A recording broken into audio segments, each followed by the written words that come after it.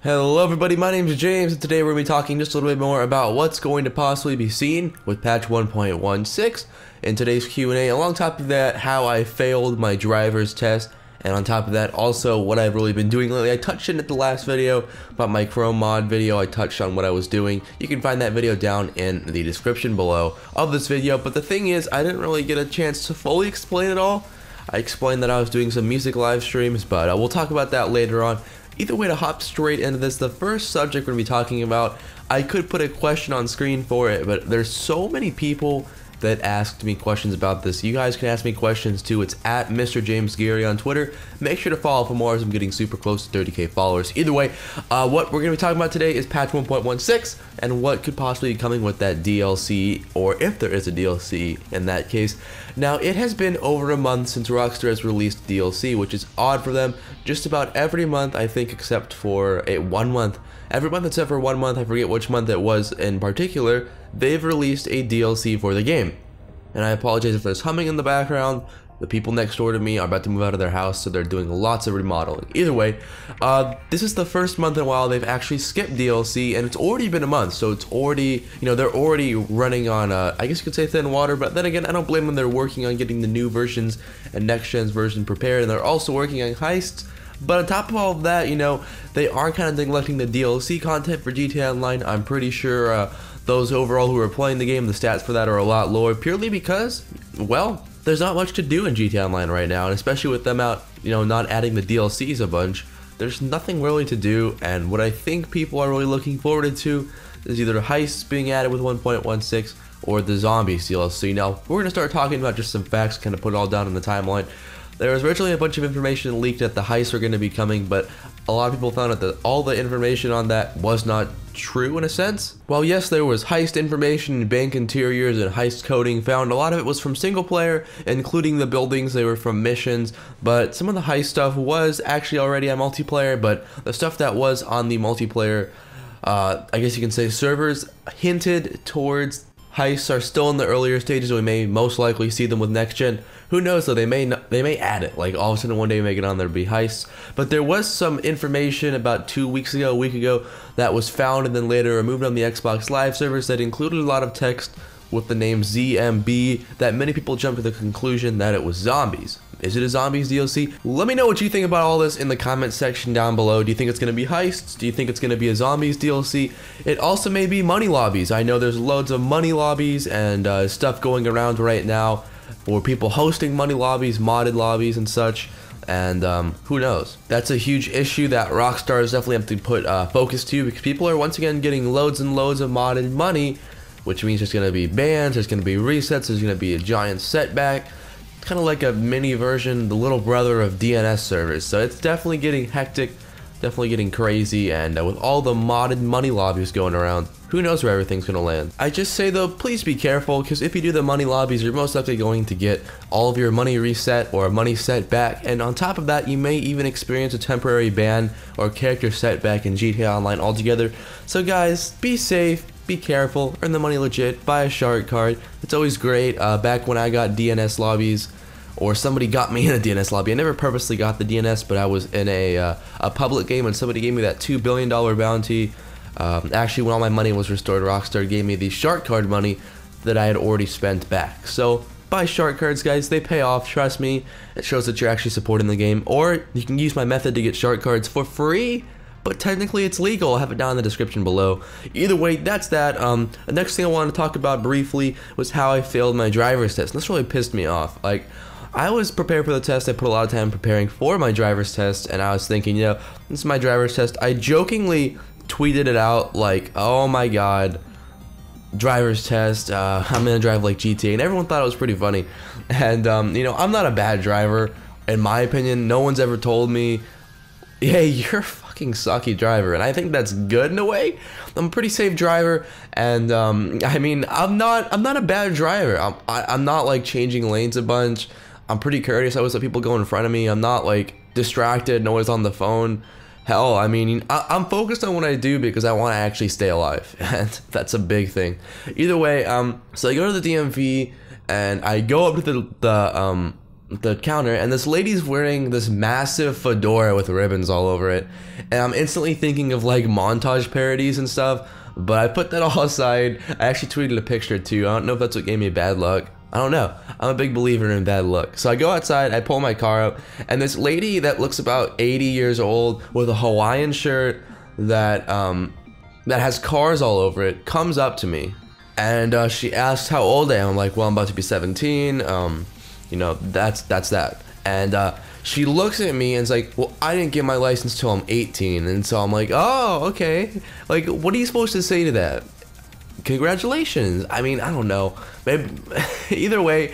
So she gets in the car and she has me like point out the hazard lights, all the stuff in the cars you need to do for the beginning of the test. And I mixed something up. I corrected myself, but she kind of gave me this really weird look. And I'm like, okay, whatever. And so I go to make a right turn out of the DMV. It's on like a really busy street, and like I'm sitting there patient, calm. I'm like, I'm gonna wait this out till there's no cars around, so I make a right turn and make this lady know that I'm being safe. And she just looks at me and she's like, you know, this isn't a time test, so just take all the time you want. It's like, well, I can't tell if you're being sarcastic or not, but if you let me to take all the time I want, hell, I'll go for it. And so I took the rest of the test like super slow, like constantly driving 5 under the speed limit.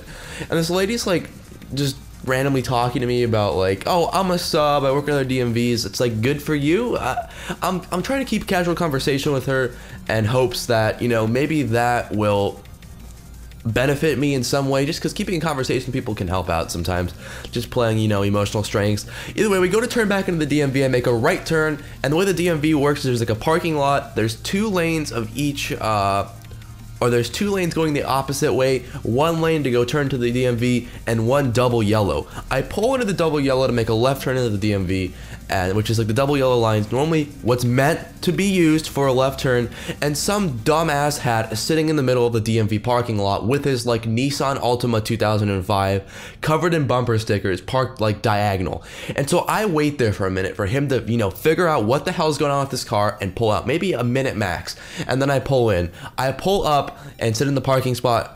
And she's like, you did very well. I'm thinking, okay, yeah, I finally got the driver's license. Let me get the hell out of here. I hate the DMV so much. Nope, doesn't work like that. She turns to me and says, but you actually violated traffic by sitting in the double yellow lane that long, and I'm gonna have to fail you. Also, you went too slow. You went under 10 miles an hour under the speed limit. The speed limit was 45, and you went 35 in this zone. You failed the test. Please come back in 2 weeks. And I swear to God, I was like speechless. I was like, wait, what? And it's one of those things where like, looking back at it, you'd really think, wow, I could have said this, I could have said that, I could have said this. I could have even asked to see her supervisor. It was such complete bullshit. And like the only thing I'm pissed about is I have to go back to the DMV in 2 weeks. And I hate the DMV. The DMV is like living hell. It's like going into the deep depths of airport security and just getting all the worst things and then putting it on. Just, it's horrible. Don't go to the DMV. Either way, that's my driver's test story, and it may not be the best thing ever. It was just stupid though. And this, oh my god, this lady pisses me off so much. It's the dumbest thing. Like, anyways, what I've been busy with lately, that's another question. I've been producing music. It's a passion of mine and something I can really honestly see myself doing years down the road. I love connecting, you know, 2 people through music, and I think that's awesome. And I really want to, you know, give myself the opportunity to do that. And I've been spending a lot of time because I want to go to college for that. I want to spend, you know, as much time as I can right now learning and bettering my production skills. I do pretty much a lot of things. I really like any type of electronic music. Right now, I've really been focusing on Moombahton, which is, some of you may have heard of it. It's not really a popular genre, or it could be a subgenre, honestly.